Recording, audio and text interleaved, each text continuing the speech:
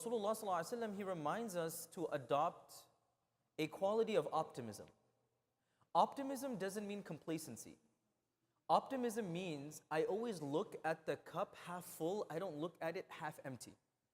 Meaning, if there are 50 reasons for me to think the world is going to come to an end, and 50 reasons for me to have positive outlook, let me try to be positive. I'll carry on doing my work, I'll make dua, I'll contribute, I'll raise awareness, I'll do everything. But this is more a question of your mental state.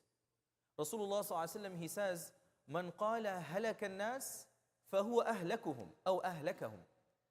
That whoever has this negative habit, that whenever they sit down, they say, halaka an-nas, everyone is doomed, everything is coming to an end, that's it, we're done. This ummah is done, we're destroyed, there's no reason to look forward to the future. Nabi ﷺ says, you're contributing to the problem. We have this idea that if we sit and talk about how bad our situation is, somehow it will get better. Also, we feel that if we ever have a positive outlook, somehow I am guilty of being complicit. No, we should always be optimistic. لا تيأسوا من روح الله.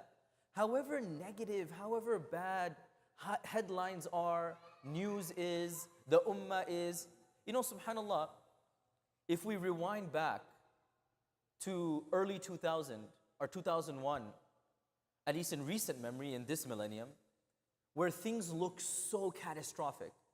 And if I got so lazy and heartbroken, I said, you know what, there's no need to do anything. I don't want to go to the masjid anymore. I don't want to contribute to good ibadat. I don't want to sponsor an orphan. Everything is doomed, everything is destroyed.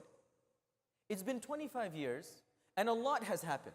Don't get me wrong, a lot has happened. There's a lot of destruction and a lot of oppression and a lot of exile, not to speak of what's been happening over the last year or so. But if we keep this negative, pessimistic outlook, that prevents me from doing ibadah. I'll give you a personal example. Over the last few months and weeks, there would be moments where somebody would share some negative news. Something happened in the world, and we know there's so much happening. I don't want to get into politics, but so much is happening. There was one point where I wanted to go and read Quran. I was sitting down in my house. It was about Asr time, Maghrib time, and I wanted to read Quran. And I have my mushaf open in my phone, and just as I'm about to read Quran, somebody sends me a news article on WhatsApp. I open up the news article and I feel so sad. It's not the first, it's one of many. I'm reading it, I just feel so heartbroken. I just couldn't get myself together to read Quran because I felt so down, and I started thinking like, subhanallah, the ummah is in such a madhloom state that I couldn't get myself up to reading for like 5 or 10 minutes. And then I reminded myself, subhanallah, my reaction to this is what makes shaitan happy. When something makes me down and prevents me from reading the Quran, that is an unhealthy way of expressing my grief. What I should be doing instead is crying, making dua, making my adhkar. And as I was reading Quran and I started contemplating over it, my heart got a sense of relief. This is just one of many examples that we face in our lives where because the news is so negative, we find ourselves paralyzed. We don't feel like coming to the masjid, we don't feel like doing dua, we don't feel like giving charity, we don't feel like speaking to anybody. We just sit down and sulk. لا تيأسوا من روح الله.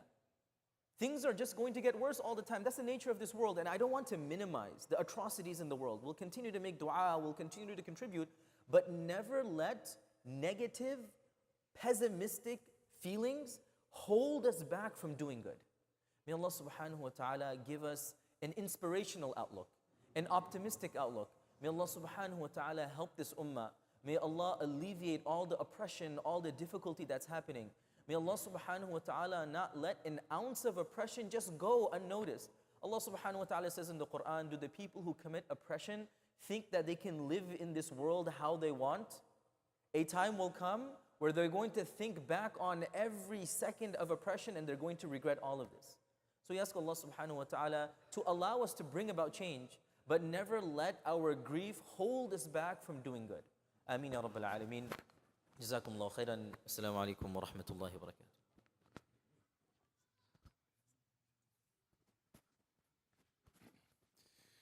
My respected brothers, success in this life in here